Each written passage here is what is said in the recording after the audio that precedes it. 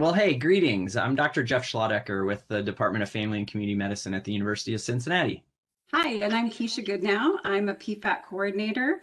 I'm also a co-facilitator, and I've had the pleasure of coaching some physician champions in the community. And we are really excited to spend a little bit of time right now and walk you through our Patient Family Advisory Council journey, how we started our PFACs and how we kept them going, growing, and increasing in their impact in our offices and in the community. All right, welcome. Well, as you can see from our slide, at the Christ Hospital Family Medicine Residency Center, we have a really fantastic Patient Family Advisory Council. And our goal is to just walk you through a little bit of how we created it and how we have kept it such a strong and vibrant part of our practice over the past 5 years. We're going to walk through our toolkit that we've created to help you be successful at launching a Patient Family Advisory Council. We're going to talk through how to use this toolkit, all the resources that we have packed into it, how to sustain a PFAC and keep it growing, how to actually use it to do meaningful work in your office and clinic. How do you get started? How do you find people for a Patient Family Advisory Council? And why do you need it? Now, we're assuming if you're clicking on this, you already know about the benefits of a Patient Family Advisory Council, either through requirements under new federal guidelines or whether it's something that your health system is encouraging you to do. But we're going to help you hopefully understand that you really need this so you can get in touch with your patients, your families, and really learn how to build a practice that actually listens to them, grows with them, and takes better care of your community. So we developed this timeline to track key activities and outcomes of PFAC creation. And while all of the components are critical, we really find that recruitment and buy-in are essential. So it's really helpful if you can identify a physician champion and a staff champion. If you have decision makers that are present and engaged, then your PFAC is going to be relevant and meaningful. And we do this through our recruitment process, which really needs to be thought out and strategic.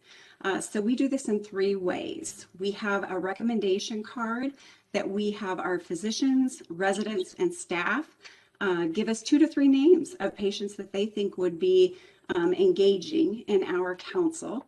We also encourage our physicians and residents to carry pocket cards, and that way when they're interacting with patients in the office setting, that patient has a lot to say or they're engaged in their care, they can actually pull out a card and invite them on the spot to just consider being part of our council. And then the last thing that we have is a tabletop display in the waiting room, and this will have my contact information so they can reach out if they're interested in this opportunity. It's really important that you keep in mind that your patient recruits should have a breadth of experiences, and that's both positive and negative, and that they should reflect the diversity of your patient population. So this is our basic council distribution this year. So we have 30 advisors, and you can see that we have 14 patient and family advisors. We have found through our experience that it's really important to build that broad base because as a rule of thumb, we have about 50% attendance. Life happens, and it's really important that you understand that and that you plan for it. So our average attendance this year is 17 advisors with a patient representation of 8 council members. One of the things you'll wonder is how do we actually provide meaningful work for the PFAC? Our staff champions, our physician champions, and our patient and family advisors, they come to PFAC meetings because they want to be a part of meaningful change. They want to do meaningful work, not just rubber stamp things. So one of the first things that we started off with was just discussing with the PFAC about hopes and wishes. If you had a magic wand and you were able to do anything within our office, what sorts of things would you like to see change? When you think about reflect on your care at other physician practices or provider offices, what do they do that maybe doesn't happen in our family medicine center? And we created a big list of hopes and wishes. We then went through a process of identifying which ones are feasible, which ones are actually changeable. And we came down in our first year of coming down to looking at how do we fix signs and make wayfinding a little easier for our families? How do we decrease waiting and just generally encourage friendliness of our staff? So we decided to focus on those for our first year. And the way we did that was through a tool that we learned from the Institute of Patient and Family Centered Care called a walkabout. All of us on our initial PFAC walked around and took a look at things with clipboards and jotting down what sorts of things, looking with fresh eyes, posted signs. How did things look? Was this a welcoming atmosphere? Did it facilitate kindness on behalf of the staff? What was wayfinding really like if you hadn't been coming here for a number of years or longer? You can see here, these are our results. And just to give you context, green is great. And we had significant positive improvements in 4 areas. And I think the biggest thing to take away from this slide is that we made no staff or process changes when we did our quality improvement project, but patient perception of wait times and the helpfulness of office staff improved. So again, being able to have a patient and family advisory council that made meaningful recommendations about signage, wayfinding, how to encourage staff to be more friendly, had really tangible results that we were able to reflect back to not just our practice manager, but to our health systems at large to really point out that the meaningful partnership between our patient and family advisory council and the practice at large was really powerful. So this is our sample meeting agenda. There are 5 basic components. We always start every meeting with a sharing segment. We're going to ask some difficult questions and we want some honest feedback. So in order for our patients and other advisors to provide that, we need to develop trust and a sense of community. We share stories, and sharing stories is much more than an icebreaker. We tell our patients that everyone has a story to tell, and some we celebrate and others we learn from. The educational moment, this is a time for us to grow our knowledge in bite-sized chunks. Real-time clinic issue discussion, we have either physician champions or staff champions bring a topic to the meeting and we can provide immediate feedback and they can leave with ideas for a solution. Quality improvement projects usually are more long-term. We usually take one project and work on it throughout the year. And Dr. Schlaudecker mentioned the walkabout and helping to identify how we were going to update the waiting room and changes we were going to make in that environment. The last one is critical, and I think most programs don't put enough emphasis on this. It's our experience that just asking questions at the end of a meeting was not a true partnership. It's really important for your patient advisors to know that they're going to have a dedicated time reserved for their questions, for their interests, and for their concerns. So we learned a lot of things along the way, and these are just some of our best practices in a PFAC. The first for us is that, again, we're building that sense of community and that sense of trust. And for us, that meant monthly meetings because more meetings meant more engaged advisors. You know, one of the other things that we realized over the last 5 years of successfully running patient family advisory councils was that we needed a meeting that was interactive.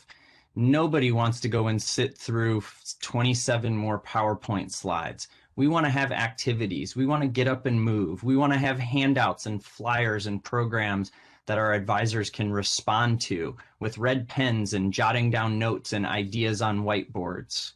We want to have a flexible agenda. So if something new comes up and we have to quickly pivot to adapt to a real-time clinic issue and get advisors' feedback on how to handle a specific situation, we want to have an agenda that's able to do that.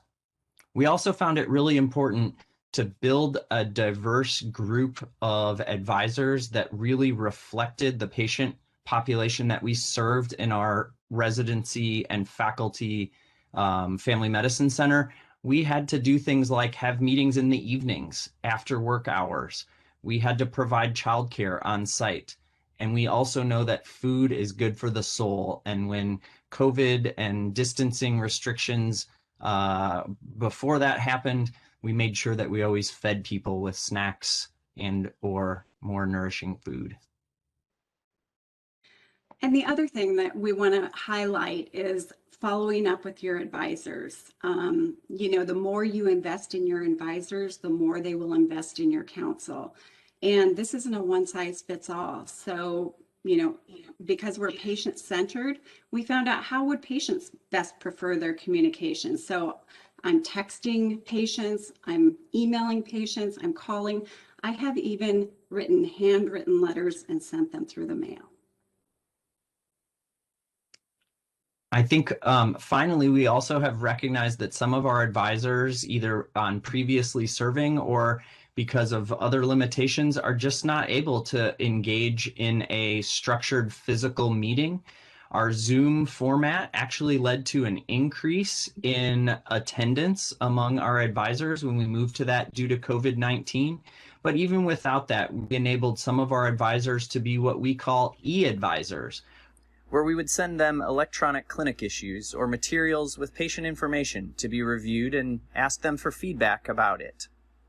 They would reply that, and that especially worked well for, say, a mom who was home with young children and wasn't able to get out of the house for a meeting, but still wanted to be engaged in meaningful change for our practice. So what is this toolkit? We're going to spend some time now and walk through the website where you found this video so that you can get into all of the information that over the last 5 years, with grant support from the Health Resource Service Administration, that we have put together. And that includes evaluation results, sample meeting agendas, templates that Keesha has put together, everything that we could think of that our group has used and been successful because of, we have put together on this website.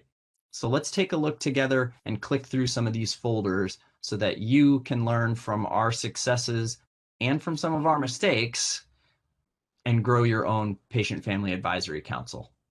All right, Keesha, are we all set to do a quick walkthrough of our online toolkit? We are ready. All right.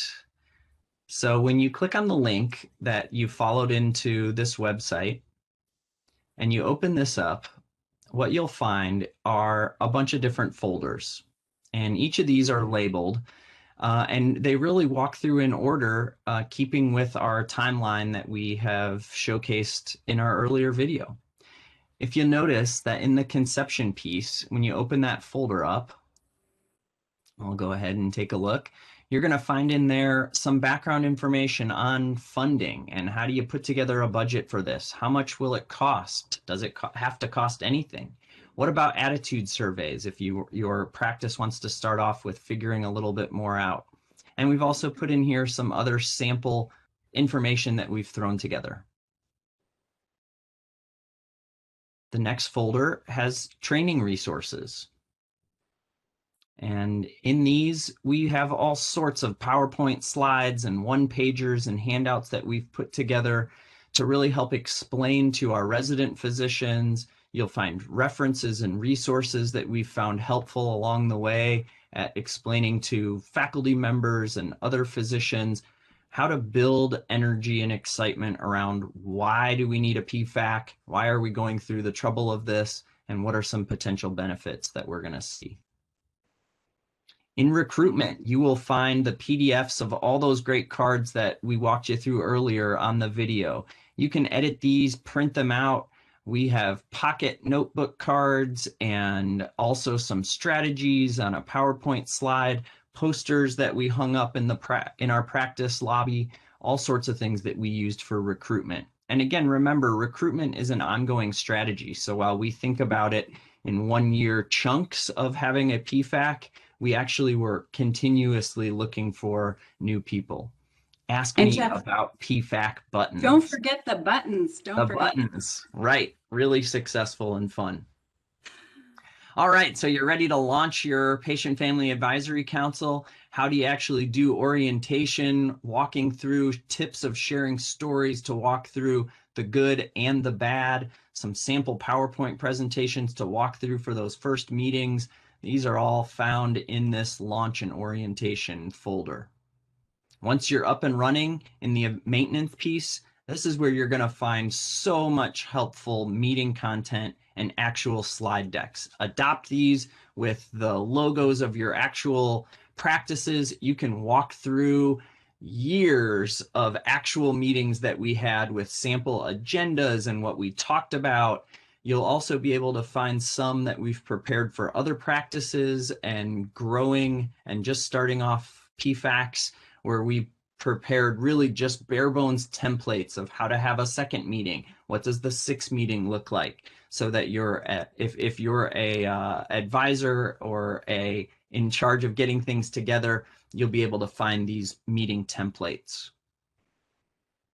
And finally, we have a folder titled Evaluation. Now, it might be that your health system or your residency practice is looking at how do we actually figure out the impact that this is having. And we put in a bunch of this. We surveyed all of our residents at the end of every year. We surveyed the PFAC advisors themselves because we wanted to keep track as part of our continuous process improvement. Are we doing what we think we're doing? Are we making a big impact? And how's it going? So as you can see, walking through this online toolkit, everything that you could need to have a really successful first year and beyond, all the way from the planning and convincing your maybe practice manager or medical director that this is an important step to take, all the way through how to evaluate it when you're done, is all right here, free for the taking. Enjoy.